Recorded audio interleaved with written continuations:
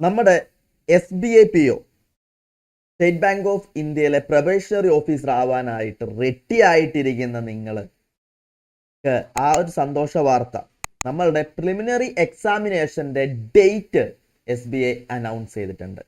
ഏതൊക്കെ ദിവസമാണ് നമ്മളുടെ പ്രിലിമിനറി എക്സാമിനേഷൻ നടക്കുന്നതെന്ന് നമുക്ക് ജസ്റ്റ് ഒന്ന് നോക്കാം. ഈ വരുന്ന മാർച്ച് മാസം 8-ാം തീയതി, 16-ാം തീയതി, 24-ാം തീയതി 3 ദിവസങ്ങളായിട്ടാണ് എക്സാം എന്ത് ചെയ്യുന്നത്, SBA കണ്ടക്ട് ചെയ്യുന്നത്. പ്രിലിമിനറി എക്സാമിനേഷൻ 8-3-2025 ശനിയാഴ്ച, 16-3 സൺഡേ, 24-3 എത്രയാണ്, മൺഡേ.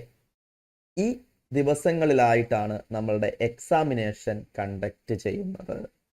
ഓക്കെ, അപ്പോൾ ഓൾറെഡി നിങ്ങൾ എല്ലാവരും നല്ല രീതിയിൽ ഇരുന്ന് പഠിക്കുന്നുണ്ട്. അപ്പോൾ നമ്മളുടെ SBA ക്ലർക്കിന്റെ എക്സാമിനേഷൻ PO അപ്ലൈ ചെയ്ത് എല്ലാവരും എന്ത് ചെയ്തിട്ടുണ്ടാവും, ക്ലർക്കും അപ്ലൈ ചെയ്തിട്ടുണ്ടാവും. ക്ലർക്കിന്റെ എക്സാമിനേഷൻ പ്രിലിംസ് കഴിഞ്ഞോടുകൂടി തന്നെ നമുക്ക് മെയിൻസ് അല്ല, POന്റെ എന്ത് വരുന്നുണ്ട്, preliminary examination back to back വരുന്നുണ്ട്. അപ്പോൾ നമ്മൾ ഒരു കാര്യം പ്രത്യേകം ശ്രദ്ധിക്കേണ്ടതായിട്ടുള്ള ഏറ്റവും ഇമ്പോർട്ടൻ്റ് ആയിട്ടുള്ള കാര്യം, നിങ്ങൾ ഓൾറെഡി സിലബസ് കാര്യങ്ങളൊക്കെ കവർ ചെയ്ത് മോക്ക് ടെസ്റ്റുകളൊക്കെ ചെയ്യുന്നുണ്ടാവും. അപ്പോൾ POന് ക്വസ്റ്റ്യൻസിൽ ചെറിയ ചേഞ്ചും കാര്യങ്ങളൊക്കെ ഉണ്ടെങ്കിൽ കൂടി നമ്മൾ പഠിക്കുന്ന കാര്യങ്ങളെല്ലാം എന്ത് തന്നെയാണ്, സെയിം ആണ്.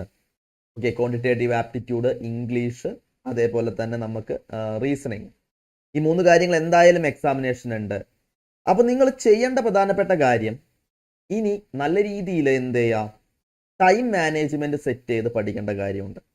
കാരണം നമുക്ക് ടൈം ബേസ് ചെയ്തിട്ടുള്ള എക്സാമിനേഷൻ ആണുള്ളത്. അപ്പോൾ ടൈം മാനേജ്മെന്റിന് വളരെയധികം ഇമ്പോർട്ടൻസ് ആണ്. അതേപോലെ ആക്യുറസി ഡെവലപ്പ് ചെയ്യണം. നെഗറ്റീവ് മാർക്ക് പരമാവധി അവോയ്ഡ് ചെയ്ത് ആക്യുറേറ്റ് ആയിട്ട് എന്ത് ചെയ്യണം, ആൻസേഴ്സ് കണ്ടുപിടിക്കാനായിട്ട് നമ്മൾ എന്ത് ചെയ്യണം, പ്രാക്ടീസ് ചെയ്യേണ്ടതായിട്ടുണ്ട്. നിങ്ങൾക്ക് ഇപ്പോൾ ചിലർ കരുതും 24-ാം തീയതിയാണ് എക്സാം വരുന്നത്, എനിക്ക് 1 മാസം ഉണ്ടല്ലോ. ഒരിക്കലും അങ്ങനെ വെക്കാൻ പാടില്ല. കാരണം അവർ പ്രത്യേകം പറഞ്ഞിട്ടുണ്ട്, എന്താണ്, the call letters with exact date and time will be released shortly. അപ്പോൾ നിങ്ങൾക്ക് ചിലപ്പോൾ മേ ബി ആദ്യത്തെ ഷിഫ്റ്റിലായിരിക്കാം എക്സാമിനേഷൻ. 8-3 നമുക്ക് അത്ര സമയമുണ്ടോ? ഇല്ല. അപ്പൊ നിങ്ങൾ പ്രത്യേകം ശ്രദ്ധിക്കേണ്ട കാര്യം, ആദ്യത്തെ ദിവസം തന്നെ എക്സാം എഴുതാനായിട്ട് പ്രിപ്പയർഡ് ആയിട്ടിരിക്കണം. ഹോൾ ടിക്കറ്റ് വരുന്നത് ഫസ്റ്റ് ഡേ ആണ്. നോ പ്രോബ്ലം, ഞാൻ പ്രിപ്പയർഡ് ആണ്, ഞാൻ റെഡിയാണ്, കോൺഫിഡൻസ് ആയിട്ട് പോയി എക്സാമിനേഷന് ചെല്ലാനായിട്ട് നമുക്ക് സാധിക്കണം. ക്ലിയർ? അപ്പോൾ ഓൾറെഡി നമുക്ക് എന്താണ്, ഡേറ്റ് വന്നു കഴിഞ്ഞു. ഇനി ഒരു കാര്യം കൂടി ഇതിൻ്റെ കൂടെ പറയാനുള്ളത്, നമുക്ക് SBA ക്ലർക്ക്, SBA-PO പ്രിലിംസ് കഴിഞ്ഞോടുകൂടി തന്നെ ഇതിൻ്റെ മെയിൻസ് നടക്കും.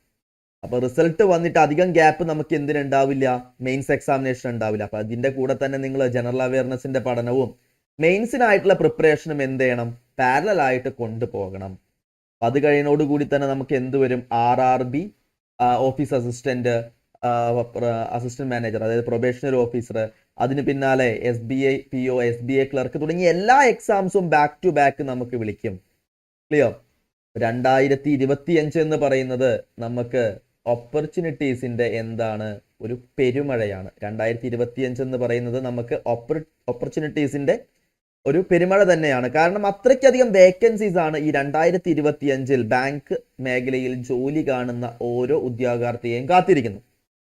സോ നമുക്ക് എന്താണ്, എക്സാമിന്റെ ഡേറ്റ് അറിഞ്ഞു. ഇനി നമുക്ക് ചെയ്യാനുള്ളത് എന്താണ്, പഠിക്കുക എന്നുള്ള കാര്യമാണ്.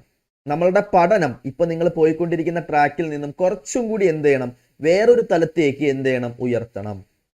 വേറൊരു തലത്തേക്ക് ഉയർത്തുക എന്ന് പറഞ്ഞു കഴിഞ്ഞാൽ ഓൾറെഡി നിങ്ങൾ സിലബസും കാര്യങ്ങളെല്ലാം കവർ ചെയ്തിട്ടുണ്ടാവും. ഇപ്പൊ നമുക്ക് ഓൾറെഡി എക്സാമിനേഷന്റെ ഡേറ്റും വന്നു കഴിഞ്ഞു. ഓൾറെഡി നമുക്ക് എക്സാമിനേഷന്റെ ഡേറ്റും അനൗൺസ് ചെയ്തിട്ടുണ്ട്. സോ ഇനി ചെയ്യാനുള്ളത്, എങ്ങനെ നിങ്ങൾക്ക് പ്രിലിമിനറി എക്സാം നമുക്ക് ക്രാക്ക് ചെയ്യാൻ പറ്റും, ആ രീതിയിൽ നിങ്ങളുടെ പഠനം എന്ത് ചെയ്യണം, കുറച്ചും കൂടി ഹൈ ലെവലിലേക്ക് എത്തിക്കണം. ഇൻഡിവിജ്വൽ ടെസ്റ്റുകൾ ചെയ്യണം, മോക്ക് ടെസ്റ്റുകൾ ചെയ്യണം. മോക്ക് ടെസ്റ്റ് ചെയ്യുക എന്ന് പറഞ്ഞാൽ ചുമ്മാ സമയം അവിടെ ഇരുന്ന ടെസ്റ്റ് ചെയ്താൽ മാർക്ക് നോക്കി അത് ക്ലോസ് ചെയ്യുക എന്നുള്ളതല്ല.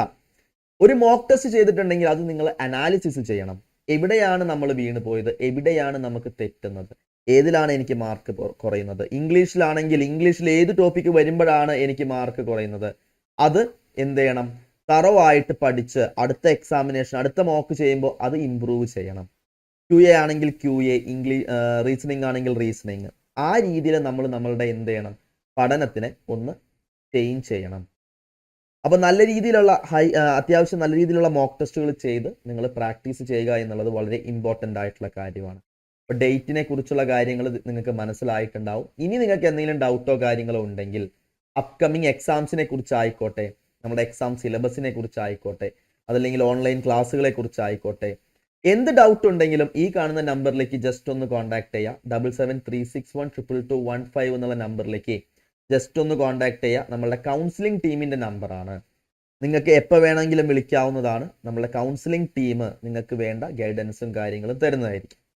അപ്പോൾ എന്താണ്, നമ്മളുടെ നോട്ടിഫിക്കേഷൻ വരുന്നില്ല എന്നുള്ള വിഷമം എല്ലാവരുടെയും മാറി. നോട്ടിഫിക്കേഷൻ വന്നു, എക്സാമിൻ്റെ ഡേറ്റ് വന്നു.